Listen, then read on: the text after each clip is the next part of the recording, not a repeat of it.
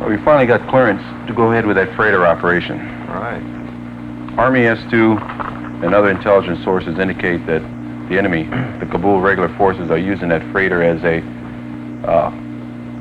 storage area, as a place to hold high-level meetings, and as a place to conduct psychological operations. Any idea what they're storing there? Probably some sophisticated radar equipment, and they're using it to monitor our ships up and down the coast. You want to move up to the map? We'll look at it a lot better. The freighter's located right here on the east side of the island. There's one guard that stands a watch on the freighter. He's there 4 to 6 hours. And we have no more information when they change the guard. There's an irregular jeep patrol that patrols this coast road, and they come by every hour and a half to 2 hours. There's no set time on that also. Is that a comm jeep or just a regular jeep? Or? We're going to have to assume that it is. Comm jeep? Okay. The main base of the Kabuls are this airfield right here. They house approximately 650 people. About 500 of those are regular Army soldiers. And their reaction time down along the coast road to the freighter is approximately 5 minutes. Okay, there'll be a destroyer sitting off the coast about 5 miles, and they can provide us with gunfire support. I'll get on the hook and call them this morning and line it up. This side of the island is where the predominant surf is hidden. So there's no way we can swim directly in on that freighter. This little isthmus here is a little secluded cove right around the corner of it. And it looked like it might be the best place to land our IBS. It looks pretty unlikely, too, so they wouldn't really be looking in that spot. Right. The road that the Jeep patrols comes to an end about 300 meters away. Good. We can land the IBS there and patrol along the coast. It looks like about 400 meters to the freighter. This photograph of the actual area, or? You can see part of the area where the freighter will be. I just brought this out to give you an idea of the type of terrain we'll be working in. Mm-hmm. Looks like we've got a lot of kelp along the coast here, too. Right. We have to be prepared for that when we go in by the boat. Okay, we'll go with the standard people in the first squad. Coots being the point man, Lesher radioman. And I'm writing up the warning order now to go at 10:00 this morning. All right, is there anything I can do between now and then? Yeah, if you can coordinate the demolitions, bring the demolitions out. I figure we'll probably use about 160 pounds. Okay, we can look at it a little bit later. And you got a picture of the freighter? We got a rough floor plan. One of the agents have. Okay, I'll work with that. Make up some placement estimate. Okay.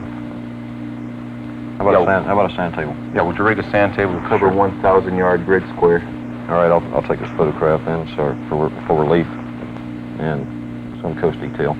Okay. Put the boats in. All right, sure. Okay, I guess that covers it. Okay, I'll see you about 10 o'clock. 10 o'clock. Sure. Warning orders. What's enough for muster? Petty Officer Hayes? Here, sir. Petty Officer Lesher? Yes, sir. Senior Chief Norton? Yes, sir. Petty Officer Coots? Here, sir. Petty Officer Randazzo? Yes, sir. Petty Officer Rambeck? Yes, sir. Situation brief. With information from our last patrol and other confirming sources that the enemy is using an old shipwrecked freighter to hold high-level meetings and conduct psychological operations. They also use it as a storage area for various equipment. Our mission? To destroy that ship clandestinely without direct U.S. involvement, without the use of conventional weapons like ship gunfire and missiles. General instructions. Uniform, full camouflage, face camouflage, and jungle boots. Equipment common to all. Standard web gear, life jackets, 2 frag grenades, and 2 smoke grenades of any color per man. Specific duties. This is our line of march. First of all, Petty Officer Coots, the 4th in the chain of command, carry the M16 rifle, 10 magazines of 18 rounds each.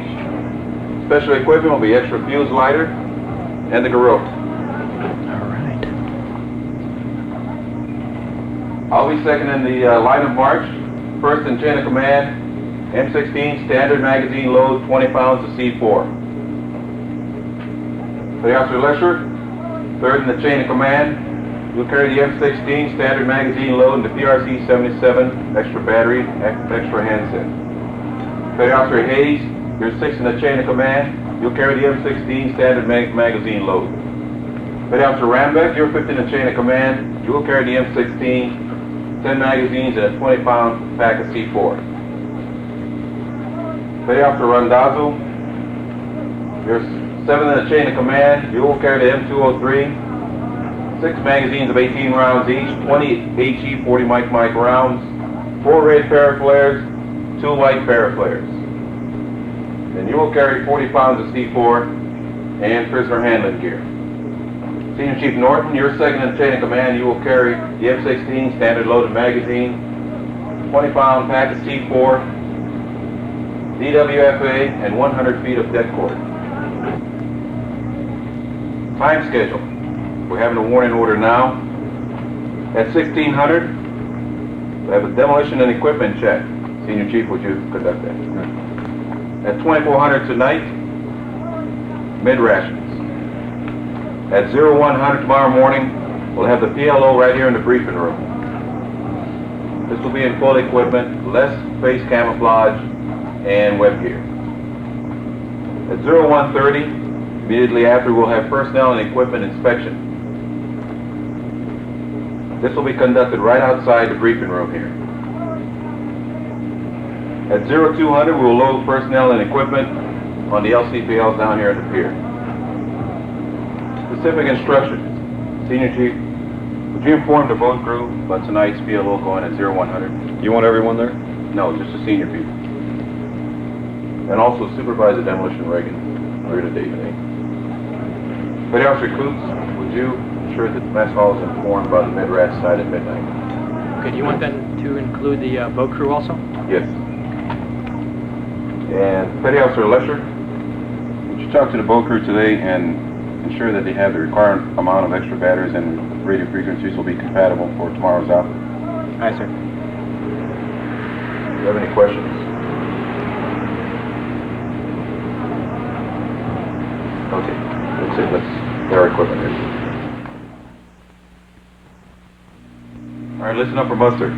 Senior Chief Norton. Here, sir. Petty Officer Lesher. Here, sir. Petty Officer Hayes. Here, sir. Petty Officer Coots. Here, sir. Petty Officer Rambeck. Here, sir. Petty Officer Colomarium. Here, sir. Seaman Marzik. Here, sir. Seaman Purviance. Here, sir. Listen up to the patrol order. Situation. First of all, the weather will be clear.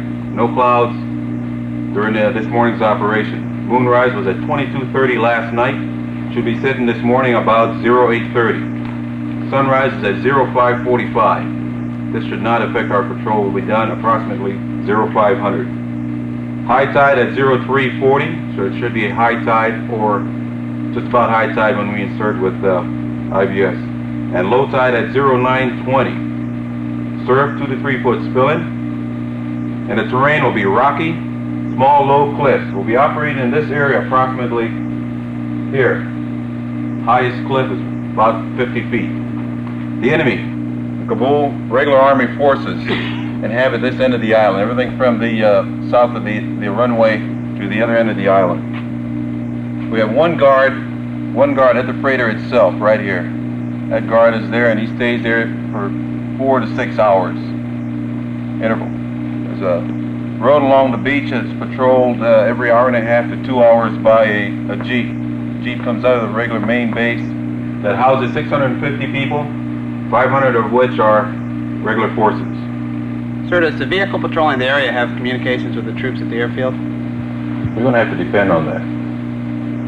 It takes approximately 5 minutes for reaction time for any enemy to reach our position in case we start shooting the place up. Friendly forces, there'll be none in the area. There is a friendly guerrilla camp on the north side of the main airfield. The main battle line is right here. Everything south of the airfield is Kabul. We'll have 2 LCPLs. The 2 LCPLs will be sitting approximately 2,000 meters off our objective area. We'll have a destroyer for gunfire support that sits 5 miles off the area. Gunfire support coordinated by your radio through our boat support. We'll also have 1 light helo fire team. They'll be sitting at the friendly airport. 2 armed helicopters on call for our purposes for gunfire support. Sir, if the opposition should hit us, how long will it take for the fire teams to reach us? About 5 minutes. There will be 1 medevac helicopter standing off on the mainland. It'll take 45 minutes to get to our location. Our mission, at coordinates 557439, right here on the beach, we're to destroy a wrecked freighter that's used by the enemy Kabul forces for high-level meetings, for psychological operations, and for enemy storage. We're to destroy it in a clandestine manner without U.S. involvement. In other words, we are not to get caught. We'll use demolitions, but not conventional weapons.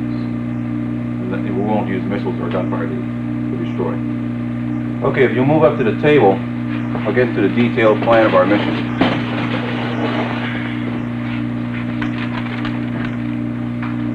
Okay, the LCPLs will be coming down this position here along the island, and they'll sit off at a point 2,000 meters off the beach, off of Eel Point. But the LCPLs are stationed there. We'll put the IBS in the water and paddle to a point 500 meters off this little inlet. There we'll put the swimmer scouts into the water. The swimmer scouts will swim up this little inlet, reconnoiter the beach, look for a place to land the IBS and hide the IBS, and look for a route off this isthmus. They find all these things. They will signal us by constant alpha, and we will land the IBS directly on your signal. After we land the IBS, Senior Chief, Petty Officer Lesher, move up to security, get the rest of your equipment back on, your boots, and Petty Officer Randazzo and Hayes help me unload the IBS and get the demo packs ready to go. We will move into file formation along this isthmus, move to this point here, and it'll be a 350 degree by compass along this coast for 400 meters to the freighter. We'll use the terrain features as necessary, either moving a squad by squad or individual leapfrog by whatever rocks or wreckage we have on the island to hide behind. You can plan on that guard being able to see us, so move accordingly. After we get up to the freighter to a point 50 meters short of the freighter, this will be our objective rally point. Right here we'll take our demo packs off, we'll move into a security position, locate the guard. After we find the guard, set up a security position, and Petty Officer Coots will take him silently like a rope.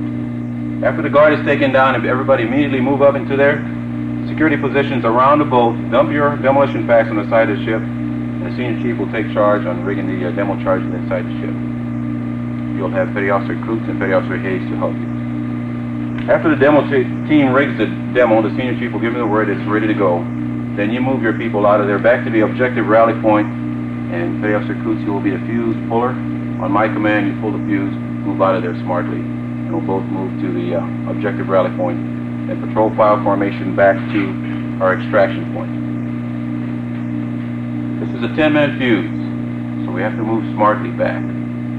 Enemy contact on the way. Depending on the situation, we will probably swim directly out to sea. We will not attempt to go back and cut the fuse. After we get back to the IBS, set up security, rig the IBS as for sea. Petty Officer Coots and Petty Officer Rambeck will get in the IBS and paddle back out to the LCPLs waiting for us. Any questions on our concept of operation?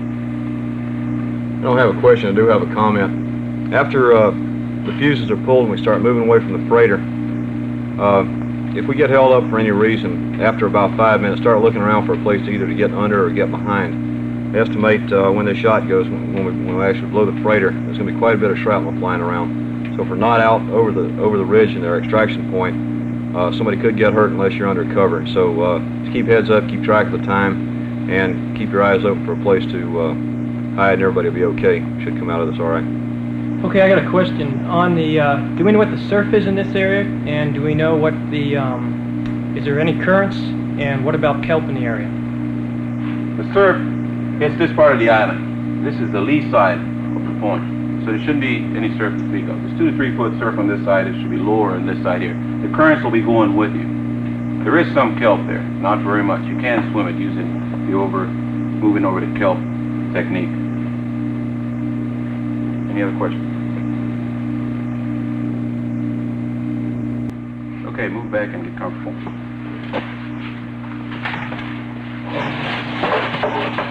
Our time schedule. We're having the PLO now at 0100. At 0130, we'll fall out for a personnel and equipment inspection. At 0145, we'll go through a quick rehearsal of loading the IBSs on the LCPL and loading the IBSs into water. At 0200, we will load the boats and be underway. At 0300, approximately, we'll insert. And at 0500, we should be extracted. And at 0630, we should be back here debriefing. The inspection and rehearsal will be right out here outside the briefing room along the pier. Our primary route will be primary insertion point 350 degrees for 400 meters to the enemy freighter. Our actions at danger areas, if we come across an area where we require security to cover us crossing an open area, a road, a fence, a bridge, anything, security on either flanks, move everybody across smartly, and then security comes across last. Our actions on enemy contact, should we be ambushed to our objective, we'll abort the mission, come back and extract. If we are ambushed or receive enemy fire on the way to our extraction point after we've blown the ship up, then we'll use an evasive maneuver, fire maneuver, or fire and movement to avoid the enemy and extract. If we take on more casualties we can handle, we'll form a perimeter around the casualties and radiomen will call in for medevac. Sir, if we get hit, do you want me to notify the boats to scramble the wolves?